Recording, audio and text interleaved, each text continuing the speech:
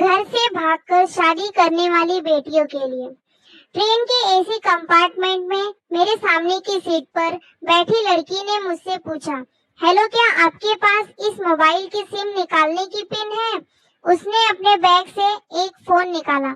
वह नया SIM card उसमें डालना चाहती थी, लेकिन सिम स्लॉट खोलने के लिए पिन की जरूरत पड़ती है जो उसके पास नहीं थी। मैंने हाँ में गर्दन हिलाई और अपने क्रॉस बैग से पिन निकालकर लड़की को दे दी। लड़की ने थैंक्स कहते हुए पिन ले ली और सिम डालकर पिन मुझे वापस कर दी। थोड़ी देर बाद वो फिर से इधर उधर ताकने लगी। मुझसे रहा नहीं गया। मैंने पूछ लिया, कोई परेशानी? वो बोली, सिम स्टार्ट नहीं हो रही है। मैंने मोबाइल मांगा, उसने दिया। मैंने उसे कहा कि सिम अभी एक्टिवेट नहीं हुई है, थोड़ी देर में हो जाएगी। एक्टिव होने के बाद आईडी वेरिफिकेशन होगा, उसके बाद आप इसे इस्तेमाल कर सकेंगे। लड़की ने पूछा, आईडी वेरिफिकेशन क्यों? मैंने कहा, आजकल सिम वेरिफिकेशन के बाद एक्टिव होती है। जिस नाम से ये सिम उठाई गई है उसका ब्यौरा पूछा जाएगा, बता देना। मैंने दिलासा देते हुए कहा, इसमें कोई परेशानी की कोई बात नहीं। लड़की बुदबुदाई। ओह, वो अपने एक हाथ से दूसरा हाथ दबाती रही, मानो किसी परेशानी में हो। मैंने फिर विनम्रता से कहा, आपको कहीं कॉल करना हो तो मेरा मोबाइल इस्तेमाल कर लीजिए। लड़की ने कहा, जी फिलहाल नहीं, थैंक्स।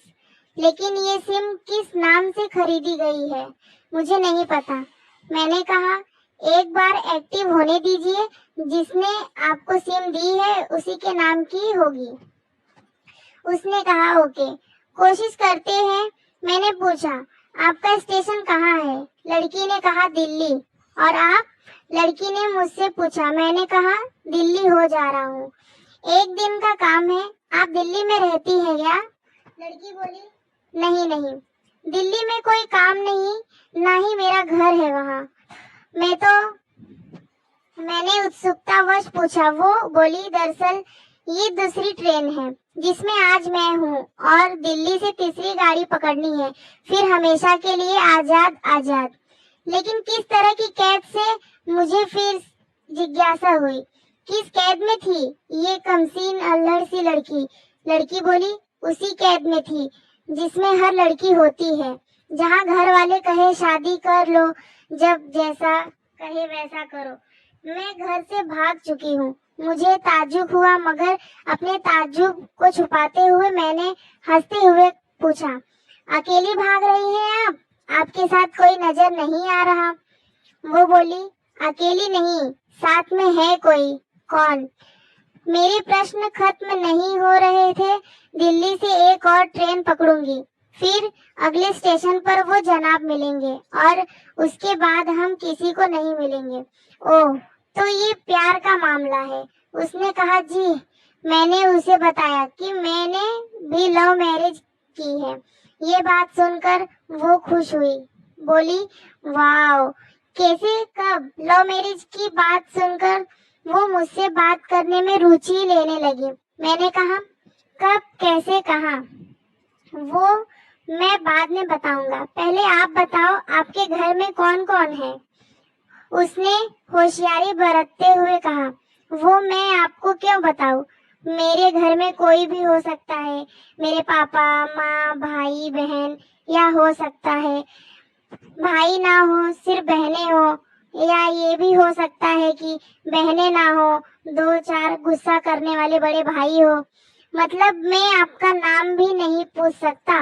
मैंने काउंटर मारा। वो बोली, कुछ भी नाम हो सकता है, मेरा टीना, मीना, रीना, कुछ भी। बहुत बातूनी लड़की थी वो। थोड़ी इधर उधर की बातें करने के बाद उसने मुझे टॉफी दी, जैसे छोटे बच्चे देते हैं क्लास में।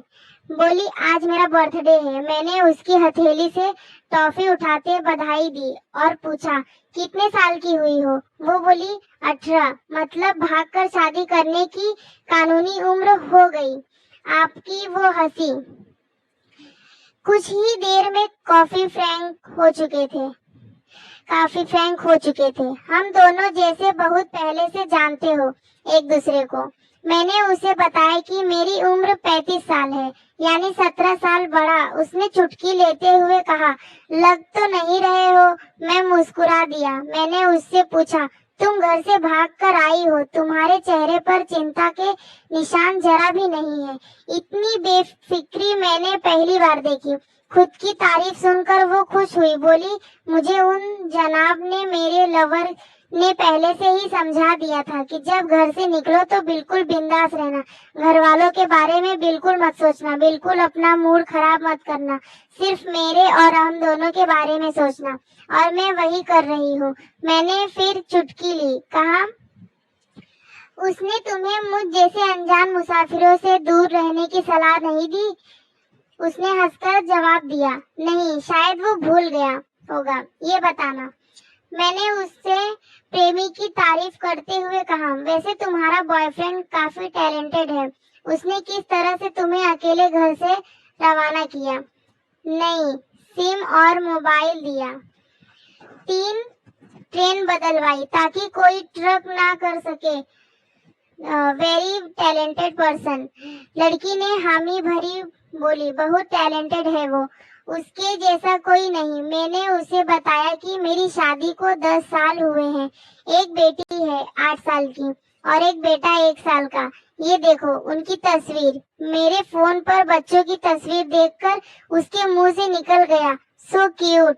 मैंने उसे बताया कि ये जब पैदा हुई तब मैं कुवैत में था, एक पेट्रो कंपनी में बहुत अच्छी जॉब थी मेरी, बहुत अच्छी सैलरी थी। फिर कुछ महीनों बाद मैंने वो जॉब छोड़ दी और अपने ही कस्बे में काम करने लगा।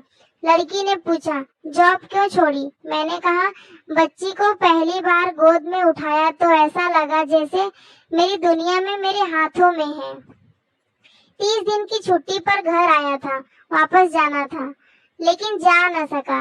इधर बच्ची का बचपन खर्च होता रहे, इधर मैं पूरी दुनिया कमा लूं, तब भी घाटे का सौदा है। मेरी 2 टके की नौकरी, 55 लाख, उसका लाखों का। उसने पूछा, क्या बीवी बच्चों को साथ नहीं ले जा सकते थे वहां? मैंने कहा, काफी टेक्निकल मामलों से गुजरकर एक लंबे समय के बाद रख सकते हैं। उस वक्त ये मुमकिन नहीं था। मुझे दोनों में से एक को चुनना था, आलीशान रहन सहन के साथ नौकरी या परिवार। मैंने परिवार चुना। अपनी बेटी को बड़ा होते देखने के लिए मैं कुवैत वापस गया था, लेकिन अपना इस्तीफा देकर लौट आया। लड़की ने कहा, वेरी इम्प्रेसिव। मैं मुस्कुराकर खिड़की की तरफ देखने लगा। लड़की ने पूछा, अच्छा, आपने तो लव मैरिज की थी ना, फिर आप भागकर कहाँ गए? कैसे रहे और कैसे गुजारा वो वक्त? उसके हर सवाल और हर बात में मुझे महसूस हो रहा था कि ये लड़की लड़कपन के शिखर पर है, बिल्कुल नासमझ और मासूम छोटी बहन सी। मैंने उसे बताया कि हमने भागकर शादी नहीं की और ये भी है कि उसके पापा ने मुझे पहली नजर में सख्ती से रिजेक्ट कर दिया था। उन्होंने आपको रिजेक्ट क्यों किया? लड़की ने पूछा। मैंने कहा, रिजेक्ट करने का कुछ भी कारण हो सकता है, मेरी जाति, मेरा काम, घर, परिवार। बिल्कुल सही। लड़की ने सहमति दर्ज कराई और आगे पूछा, फिर आपने क्या किया? मैंने कहा, मैंने कुछ नहीं किया, उसके पिता ने रिजेक्ट कर दिया। वहीं से मैंने अपने बारे में अलग से सोचना शुरू कर दिया था। खुशबू ने मुझे कहा कि भाग चलते हैं। मेरी वाइफ का नाम खुशबू है। मैंने 2 टूक मना कर दिया। वो 2-3 दिन तक लगातार जोर देती रही कि भाग चलते हैं। मैं मना करता रहा। मैंने उसे समझाया कि भागने वाले जोड़े में लड़के की इज्जत पर कोई खास फर्क नहीं पड़ता, जबकि लड़की के पूरे कुल की इज्जत धुल जाती है। भगाने वाला लड़का उसके दोस्तों में हीरो माना जाता है, लेकिन इसके विपरीत जो लड़की प्रेमी संग भाग रही है वो उल्टा कहलाती है।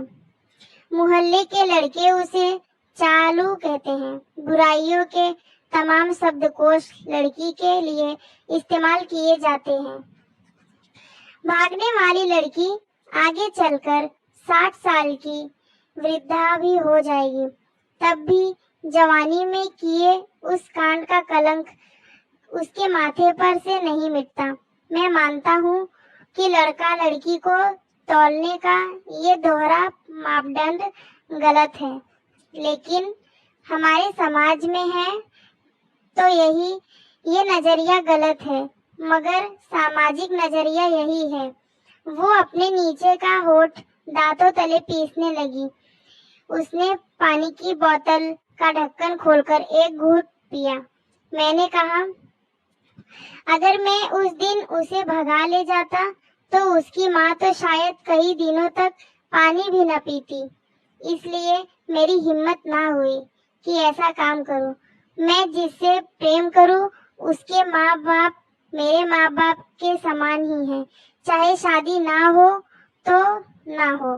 कुछ पल के लिए वो सोच में पड़ गई, लेकिन मेरे बारे में और अधिक जानना चाहती थी। उसने पूछा, फिर आपकी शादी कैसे हुई? मैंने बताया कि खुशबू की सगाई कहीं और कर दी गई थी। धीरे धीरे सब कुछ नॉर्मल होने लगा था। खुशबू और उसके मंगेतर की बातें भी होने लगी थी फोन पर, लेकिन जैसे जैसे शादी नजदीक आने लगी उन लोगों की डिमांड बढ़ने लगी। डिमांड मतलब, लड़की ने पूछा, डिमांड का एक ही मतलब होता है, दहेज की डिमांड। परिवार में सबको सोने से बने तोहफे, 2 चूल्हे को लग्जरी कार चाहिए, सास और ननद को नेकलेस 2 वगैरह वगैरह। बोले, हमारे यहाँ रीत है। लड़का भी इस रीत की अदायगी का पक्षधर था। वो सगाई मैंने तुड़वा डाली, इसलिए नहीं की सिर्फ मेरी शादी उससे हो जाए, बल्कि ऐसे लालची लोगों में खुशबू कभी खुश नहीं रह सकती थी। ना उसका परिवार। फिर किसी तरह घर वालों को समझा बुझाकर मैं फ्रंट पर आ गया और हमारी शादी हो गई। ये सब किस्मत की बात थी।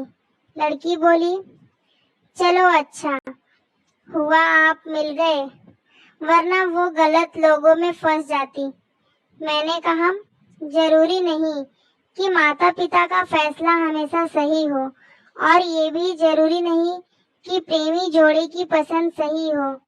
दोनों में से कोई भी गलत या सही हो सकता है। काम की बात यहाँ ये है कि कौन ज्यादा वफादार है।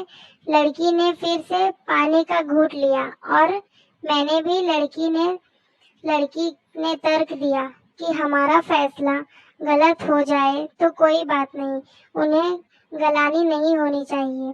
मैंने कहा, फैसला ऐसा हो जो दोनों का हो, बच्चों और माता पिता दोनों की सहमति, वो सबसे सही है। बुरा मत मानना। मैं कहना चाहूंगा कि तुम्हारा फैसला तुम दोनों का है, जिसमें तुम्हारे पेरेंट्स शामिल नहीं है। ना ही तुम्हें इश्क का असली अर्थ पता है। उसने पूछा, क्या है इश्क का सही अर्थ? मैंने कहा, इश्क में तुम अपना सब कुछ छोड़कर चली आई, ये सच्चा इश्क है। तुमने दिमाग पर जोर नहीं दिया, ये इश्क है। फायदा नुकसान नहीं सोचा, ये इश्क है। तुम्हारा दिमाग दुनियादारी के फितूर से बिल्कुल खाली था।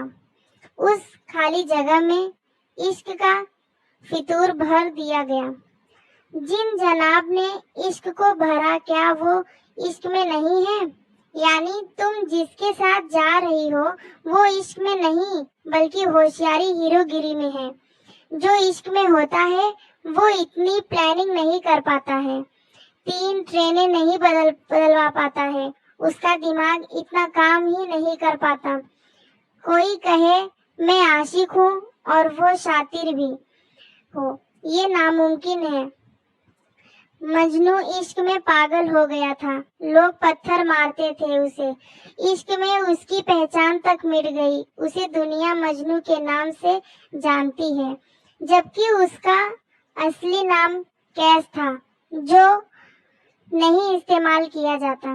वो शातिर होता तो कैस से मजनू का बन पाता। फरहाद ने शीरों के लिए पहाड़ों को खोदकर नहर निकाल डाली थी और उसी नहर में उसका लहू बहा था। वो इश्क था। इश्क में कोई फकीर हो गया, कोई जोगी हो गया। किसी माझी ने पहाड़ तोड़कर रास्ता निकाल लिया, किसी ने अतिरिक्त दिमाग नहीं लगाया, चालाकी नहीं की। लालच, हवस और हासिल करने का नाम इश्क नहीं है। इश्क समर्पण करने को कहते हैं, जिसमें इंसान सबसे पहले खुद का समर्पण करता है, जैसे तुमने किया। लेकिन तुम्हारा समर्पण हासिल करने के लिए था, यानी तुम्हारे इश्क में लालच की मिलावट हो गई। लकड़ी अचानक खो सी गई। उसकी खिलखिलाहट और खिलदंडापन एकदम से खामोशी में बदल गया। मुझे लगा मैं कुछ ज्यादा बोल गया, फिर भी मैंने जारी रखा। मैंने कहा, प्यार तुम्हारे पापा तुमसे करते हैं। कुछ दिनों बाद उनका वजन आधा हो जाएगा। तुम्हारी माँ कई दिनों तक खाना नहीं खाएगी, ना पानी पिएगी, जबकि आपको अपने आशिक को आजमा कर देख लेना था। ना तो उसकी सेहत पर फर्क पड़ता, ना दिमाग पर। वो अक्लमंद है, अपने लिए अच्छा सोच लेता। आजकल गली मोहल्ले के हर तीसरे लौंडे लपाटे को जो इश्क हो जाता है, वो इश्क नहीं है। वो सिनेमा जैसा कुछ है, एक तरह की स्टंटबाजी, डेयरिंग, अलग कुछ करने का फितूर और कुछ नहीं। लड़की का चेहरे का रंग बदल गया। ऐसा लग रहा था वो अब यहाँ नहीं है। उसका दिमाग किसी अतीत में टहलने निकल गया है। मैं अपने फोन को स्क्रॉल करने लगा, लेकिन मन की इंद्री उसकी तरफ थी। थोड़ी ही देर में उसका और मेरा स्टेशन आ गया। बात कहाँ से निकली थी और कहाँ पहुँच गई। उसके मोबाइल पर मैसेज टोन बजी। देखा सिम एक्टिवेट हो चुकी थी। उसने चुपचाप बैग में से आगे का टिकट निकाला और फाड़ दिया। मुझे कहा, एक कॉल करना है। मैंने मोबाइल दिया। उसने नंबर डायल करके कहा, सॉरी पापा, और सिसक कर रोने लगी। सामने से पिता भी फोन पर बेटी को संभालने की कोशिश करने लगे।